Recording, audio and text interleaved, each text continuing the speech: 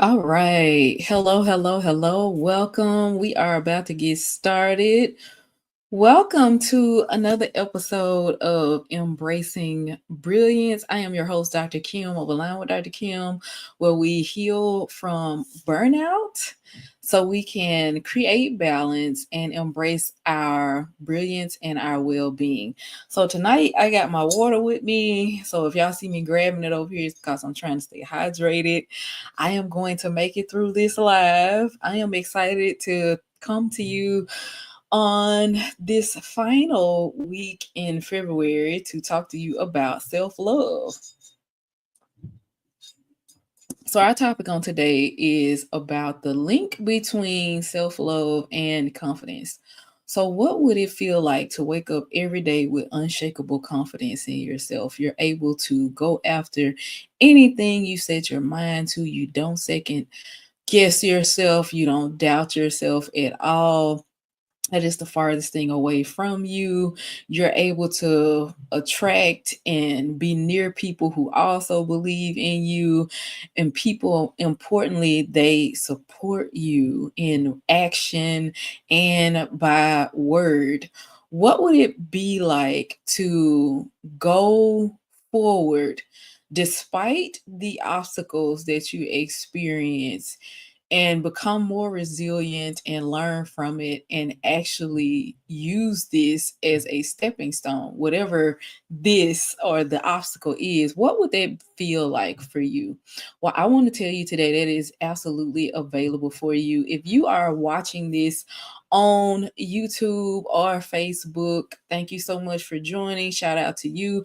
Let me know where you are chiming in from. I already see we got one person in the room. Hey Derek, how you doing? Good to see you. Go ahead and like this. If you know somebody else that needs to watch this or hear this, share it out. If you want to definitely mark it again so you can come back to it. I find that sharing is a helpful way for you to come back to it because it'll be on your page as well. But you can always come back to Dr. Kim's page so you can scroll through the content and get the encouragement that you need as you are living a brilliant life. So you are made for more than just setting your bills on auto pay, going from one weekend to the next, one vacation to the next. It is definitely time to embrace your brilliance. I am a supporter of highly introverted, highly achieving people who absolutely are in love with life and the way they do things, but you definitely want to have the success without the struggle. I am an alignment coach, so I talk about those type of things. We talk about how to go forward in your brilliance, and right now for this month, self-love is the topic that we are on. And I do have an invite for you. Definitely, we have come into the season of summits. The Self Love Clinic is still ongoing. We are set up for that. You can find it on Eventbrite. I definitely have put in the comment section, we have the link to sign up for that. So it is mainly targeted for the ladies. I will let you know. But definitely, if you are a supporter of women and you want to share this event with other women you know who need it, or if you want to just be in the room and hear some of the topics because you have women that you care about in your life as well, you are also welcome in the space. Now, if you are not following me on YouTube, I definitely recommend that you subscribe and that you like us so that way you can keep up with all the wonderful content and the information. We will be growing and have things coming forward as well in the space also.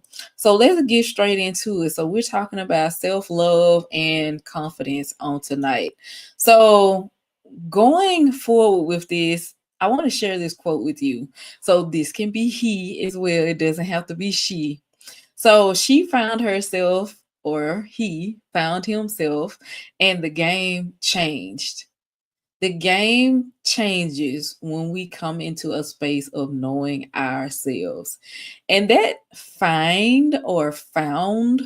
finding yourself doesn't necessarily mean like, how you go looking for something and you're searching for it. Well, when you come into the knowledge of who you are and whose you are, that you are a child of God, that you have definitely have all the support on every side of heaven, that you are fully supported in everything that you do, when you know that you have a spiritual backing, when you know that you are fully confident and you trust yourself, the game actually does change. It goes in your favor on how things will go. Even when it seems like things are not going in your favor, they actually are. And so this is definitely something that I had to learn. And it is something that I can say is definitely true. And it wasn't something that I found along the way, as far as I did this one thing or I did that particular thing in my life. I definitely had to come to into the realization of this in my season of burnout recovery. After, if you haven't heard my story before, I talk about how I was in private practice and I ran a clinic for about 6 years. And I got to the point where everything got so heavy. My breaking point was me crying in my office in between patients, because I felt like I was trapped in something and there was no hope and it was not going the way that I wanted to. And my epiphany was, hey, I built this life, I can build another one. I can build a better one. And I instantly became excited. So things opened up for me once I realized that, hey, I have the capability to do something. And then everything started to open up for me once I realized it. It wasn't a person that came and told me. It was basically in the school of hard knocks and living through trials and tribulation and ups and downs, which we all experience in life as well. So that's just a quote to get you to thinking about, when you find yourself, or that moment that you remember that you found yourself. Was it during a trying time in your life? Did you just have to make a decision about something? But once that you found yourself, or once that you understand, or that you've understood a certain aspect of yourself, you were able to go a little further. And if you haven't made it there yet, I want to encourage you that that's exactly how that happens. So we're going to talk a little bit about the foundation of love. We're going to talk about how some things that we can do for practices of self-love. And we're going to talk about how to integrate those into your daily life on tonight. So letting love be the foundation. Self-love is the foundation of confidence. It's actually going to breed confidence. Once you come into a space where you value yourself and you know you are worthy of respect, you're worthy of joy, no matter what's going on around you, or no matter what's going on the inside of you, it will breed this respect and value that you have for yourself. You'll be more open and willing to try things. You'll be more open to see different pathways to get somewhere. And if anything that is outside of you making it, or outside of you winning and being successful, comes to you, it does not shake you from where you are. You might have to sit down for a minute. You might have to blow for a little while, but it will not bulldoze over you. You pretty much will become more resilient. You're able to walk through the fires of life. You're able to walk through and sometimes even avoid the landmines. I was about to say landmines, y'all. And yeah, there have been people who have survived, actually walking on a landmine, and it can be just like that. But your self love is when you treat yourself with kindness, that self compassion, when you treat yourself as you would your own child or your own friend. So when you love yourself, you become less reliant on validation from the outside of you, and you begin to validate yourself with your choices, with how you feel about yourself, the way you think about yourself, the way you talk about yourself, and the things that you're involved in, because you have an inner understanding of your own value. Now, something that can stand in the way of all of that is negative self-talk. So we can be our own worst enemy sometimes. We can be our own worst friend, right? And a lot of times I had to, when I started like becoming aware of the language in my head and how I was talking to myself, how I was talking about things, how I was thinking about things, I had to ask myself, is that something that you would tell your mama? Is that something that you would tell your friend or your child? I don't have any children, by the way, but still, I know if I had a child, I would be very sweet to that child. I wouldn't want to say or do anything to harm that person. And I had to realize, oh, wow, I need to do the same thing with myself. And just as a side note, side conversation over here, you still have a 2-year-old version of yourself, a 3-year-old version of yourself, a 6-year-old version of yourself. So you have an inner child, is basically what I'm saying. And your inner child hears everything that you say it, how you make them feel, all of those type of things. And in another sense, it's your nervous system as well, and the things that you feel and the things that you remember. So when you start to love that part of yourself, you're communicating, I should say. When you start to love yourself and give yourself room to do the things that you want to do, you start communicating to that part of yourself that you're valuable, you mean something, you are worthy, you validate yourself, is what I'm saying. So negative self-talk, when we don't talk well about ourselves, that's going to kill your confidence, mainly because it's detrimental to your mental and your emotional health. So it can lead to anxiety and depression, just the way you talk about yourself and the way you think about things, and you feel quite inadequate, right? So we replace it with positive affirmations. This is how we become our own best friend. You have the right to interrupt yourself at any point along the way, any point during the day. You have to interrupt those thoughts. You have to push them aside, swipe left or right, however, I don't know, whatever the swiping is. You swipe it to get rid of it. It's like, no, not gonna think like that. No, I'm immediately gonna change that. If you're telling yourself, man, it seems like I'll never get out of school, I'm always studying and always taking tests and stuff, and you interrupt yourself instantly, and say, you know what, this may be tough right now, but this class is going to end. And when I get to the end of it, I'm going to be proud of myself. So I'm going to work towards that. And that's a positive way. And one of the keys to that is making sure you repeat that and that you're being consistent with it, because you have to tell yourself more than one time, so that way it becomes a positive loop, or it becomes permanent in your brain. You have to practice it. The things that you say to yourself, those are your confident boosters. And you can do that for like literally anything, any part of your life, right? And the thing about self compassion is, when we go through all of these different things, this is what I love about self compassion. The purpose of it. Well, one thing I like about it is it helps you get through the obstacles when you're ready to deal with yourself in a loving way versus a harsh way. Say you make a mistake, and instead of, feeling like, or letting that mistake become your identity, you affirm that, hey, I am human, things happen, this is how I learn, and you give yourself permission to move on from it. And it creates a supportive inner environment for yourself, which causes you to attract a supportive external environment. Some people, not everybody, I won't say that. Let me correct my own thinking and how I'm speaking right now. But some people, they notice that, hey, nobody around me is being supportive. And I would challenge you with, this question: are you being supportive towards yourself?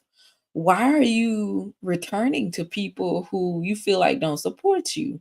What are some things what makes you nervous about, doing something different, and perhaps going in a supportive environment around people who do support you? So it starts with us on the inside, on, how we treat ourselves and the way we want to go forward with things. So that's the important about the importance with self-compassion and how it helps us to keep going. We don't take up residence in those icky spaces in life, in those negative spaces in life, and we don't criticize ourselves when we do like fall into a pit or something, or we fall on hard times. We give ourselves love and we give ourselves grace, meaning you give yourself the opportunity to move forward and to keep going, and you believe that there's a path for you, an opening for you to keep going in those things. That's one of the wonderful things about being open and being a person that practices self-love. Y'all, this is are not all gonna come all at once. I'm gonna take a sip of water here. It doesn't all come in all at once. And if you've experienced that before, you know exactly what I'm talking about. So, what are some things that we can do to really, get into the practice of self love? What does that look like on a day to day basis? Well, I have a few examples for you here, and you may see something that stands out to you, and it may jog your mind or cause you to be creative about something else that you may want to do instead. But morning routines is something that I want to start out talking about. What are you doing? How are you setting the tone for your day? Are you starting with love? Starting your day with love is like pouring yourself water to drink in the morning before you run get water and give it to everyone else. You don't want to show up in this space all dry and dehydrated and unable to serve at your best. This is why we listen to positivity on the way to work. That's one of my favorite things to do. I used to, baby, Joel Osteen. I knew that Sirius X radio station like the back of my hand, and I had it on speed dial, meaning I had it set on my Pandora because he got a podcast too. But he was somebody that was inspiring and uplifting, and I would just find his channel all the time, and I would just gravitate toward those things. Awesome. Derek said, I use meditation and good uplifting music. Yes, music is a very great way to help lift your mood, or to help calm your mood, whether you need to go up or go here. Music is definitely a way that we can put vibrations in our ears, and it gets even into our cells as well. Because some of us, like me, I have my headphones on when I'm working out. That's one of my motivations and the things that I like to do as well. So I definitely understand that with listening to the music can change your world. I'm talking about movement as well. So movement, mindful movement, there aren't enough hours in this recording in this day, for me to talk about all of the benefits that you get from exercise and moving around. This is why we say mindful movement, because if I would have said physical activity, you thinking about running, you thinking about jogging, you thinking about jumping jacks and all that type of stuff. You do not have to beat your body up. Slow and steady wins the race. Stretching in the morning is a wonderful way to move your body to get the circulation going. This is going to help wake up those happy and great chemicals in your body that do so much for you to keep you going mentally, emotionally, even for the repair in your body. It will lower your inflammation. I talked about the positivity with the movement, but you also just feel better overall and have better well-being with better circulation in your body. So having a mindful movement practice, whether that's stretching, whether that's walking on a daily basis, or if you like to do high intensity exercises and things like that. A lot of people like CrossFit. A lot of people like going to play tennis or pickleball. I see a lot of picklers, as we call them. Well, no, they call themselves picklers, and I learned very early on. It's like, oh, okay, you play pickleball. That's what that means. But yeah, we see quite a few of them in the clinic as well because they really like to move well. Tai Chi is another one if you like to do slow, mindful movement with things. And there's a list of things to do. My favorite search engine for that is YouTube. You can search exercises for that. Nourishing your body. The food that you put in your body is absolutely important because the building blocks to healing, to repair in your body is going to come from your food.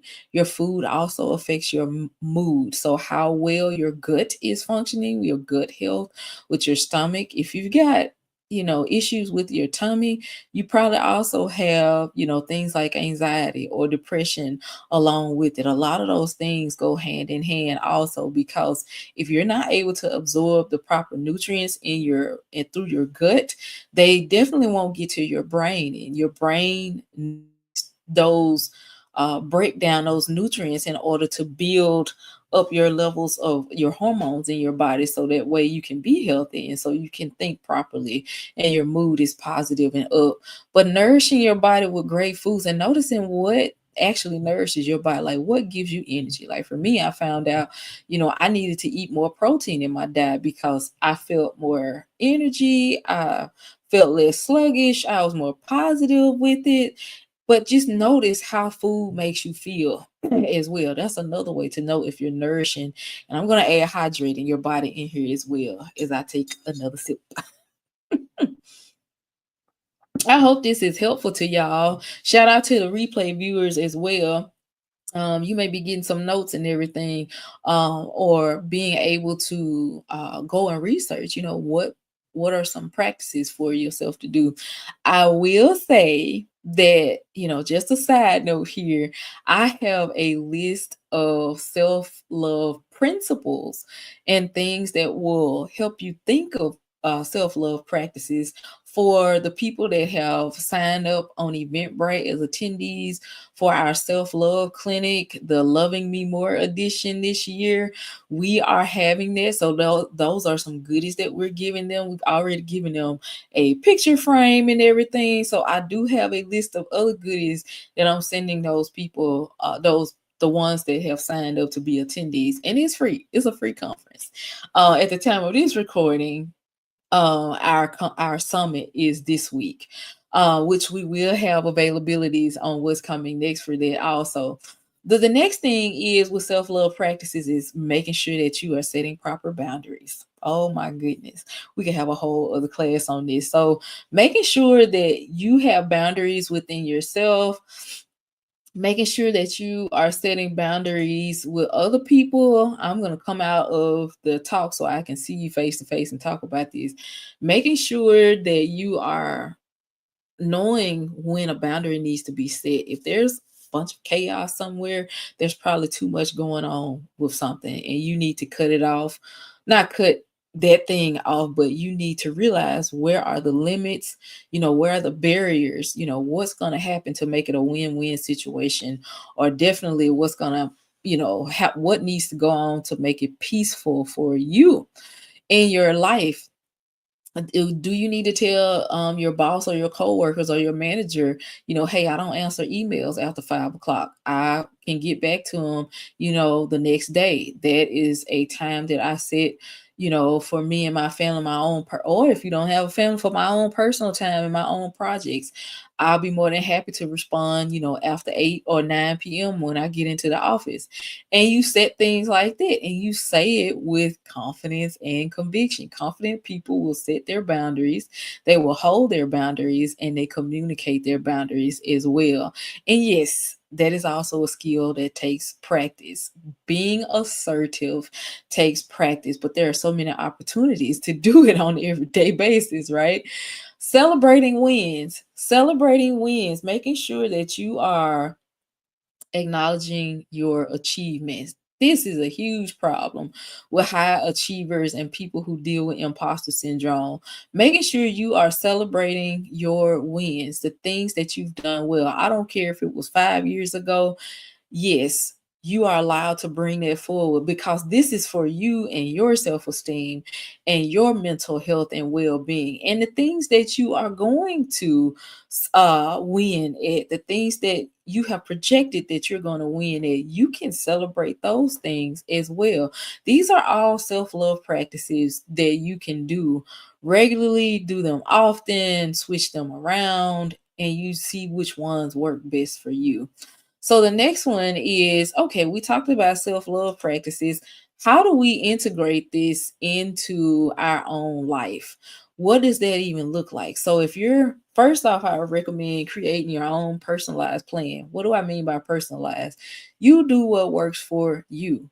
Don't try to do what Jake and them doing. Don't try to do what Sally and them doing, or the Joneses, or the Johnsons, or the Ruiz family, or the Smith family down the street. You do what your family, your partnership, your marriage, your relationship, your own personal life. You do what you need to do to practice self love.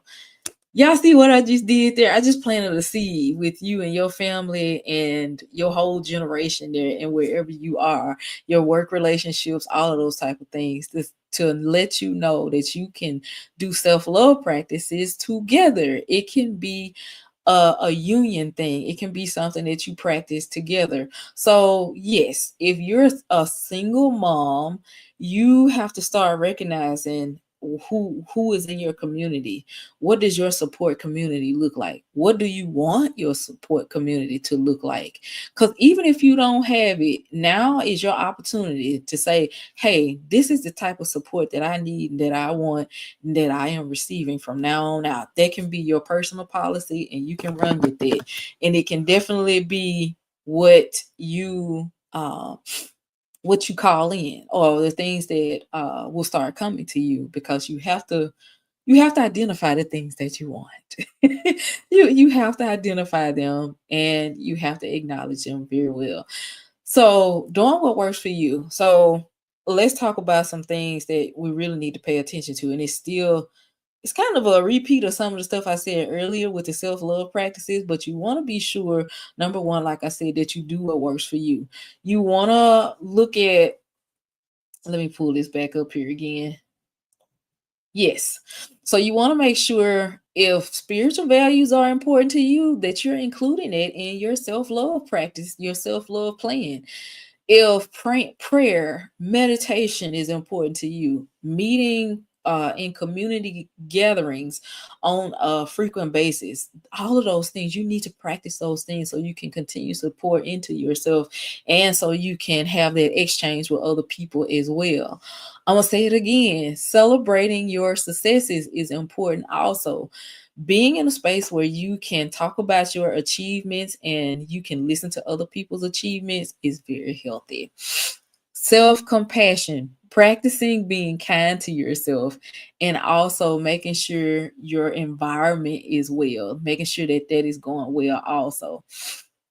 So, and we talked about boundaries too. So, consistency is definitely key. One thing I would recommend in that is making it a habit for yourself by doing it the same time every day. And overcoming obstacles can look like everyday challenges. So, if you have to overcome the things that are also giving you problems, y'all, I got to take another sip here. Let me pause this one. I'm going to stop.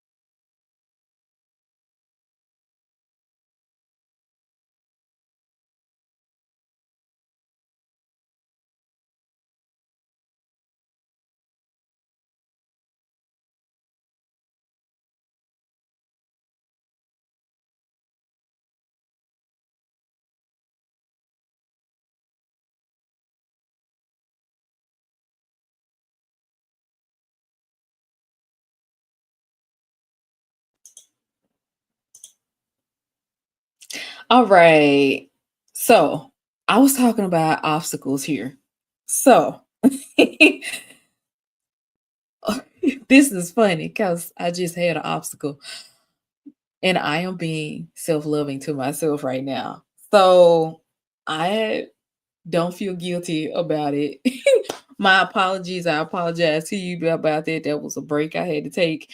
But yeah, when you are, there will always be opportunities to love yourself because there will always be things that you didn't plan for. There will always be opportunities to remix things. I call it the remix, especially um that's how I had to reframe it in my mind because I noticed I'm somebody that well, I won't say that. I won't label myself like that. I've noticed in the past, I just have not liked change. If we say we're gonna do it this way, then it's like my brain is like, well, how come we can't do it that way? We just said that. And it's like, hey, I'm open to more than one way. um can be kind of stubborn sometimes with things like that. But grace and God has taught me to have an open hand and an open mind with those things, especially if it's God that's making the change and making the adjustments. You know, who am I to tell him how to be God? Who am I to tell him how to bless me? Who am I to tell him, you know, how to save me and do all the things that God does? I definitely don't want that job at all. But being in a space where you learn that the overcoming of those obstacles doesn't have to be hard, you can actually love yourself through it. It's like, oh my God, it's like the obstacle just starts to shrink a little bit, even if it's not all the way gone.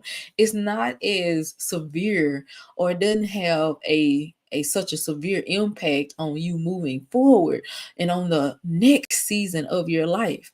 There's always a next season of your life, whether you're healing from something internally that happened in the past, some type of relationship, whether you are growing your business and you're needing to understand what it is to love yourself, you're in business, you're in some position where you're over people, or you find yourself, you know, you're just craving deeper relationships and connection with people, having those self-love practices will always benefit you in that. And we will be talking about these things in detail at our self-love clinic that's coming up this week here. Is actually the first night is Wednesday at 7 p.m. Central. Like I said, you can register for this. It's a free ticket on Eventbrite. The first night we're going to be talking to a therapist about our limiting beliefs and how do we get past it. And the second night we're going to be talking about how can we move towards abundance and success through self-love. My it's not even on there. Let me go back on that. How can we go to a point of success and self and let me pull this up. Oh, it won't let me do it. Yes, it will. There we go. How can we, as we are growing in our businesses, how can self-love practices help us to grow our clientele? How can it help us to grow as people? Because if you have any type of business or if you're in any type of company working, learning to climb up the corporate ladder or anything like that, you need to love yourself. You're going to have those opportunities, as we talked about earlier, to love yourself and to continually invest in that. Loving yourself will only help what you have and who you are grow even deeper. And the third night, we're going to be talking about relationships, love and relationships. How do you practice self-love when you're in it? How do you continuously love yourself and love the other people? And it's not just romantic relationships, but your work relationships, the relationship that you have with your other family members, with your children, things like that. How can you practice self love, like not lose yourself while you are fully present receiving and giving in this place? How do you not lose yourself in that? And also, how do you assert yourself and assert your needs in it so the relationship can grow for the both of you in that relationship? All of those are some topics I think we talk about or we think about, and if you haven't had that conversation yet with other experts, I'm inviting you into that space. Like I said, it is for the ladies, but definitely we are welcome to men who are in support of women who have these type of issues and who also want to be a agent of change in their lives, change, accountability, support for those women also. So oh, okay. Hey, brother Omar, thank you so much for coming in. But yeah, this is it on Eventbrite. I put the link in the comments. It should be in there. If you don't see it by chance, you can definitely search the Self Love Clinic on Eventbrite and it will come up. Thank you all so much for coming. This has been another wonderful episode of Embracing Brilliance with Dr. Kim. I will see you all soon. If not at the clinic, we definitely will be coming back next month fresh with our other topics as well. Have a great evening and I will see you all soon.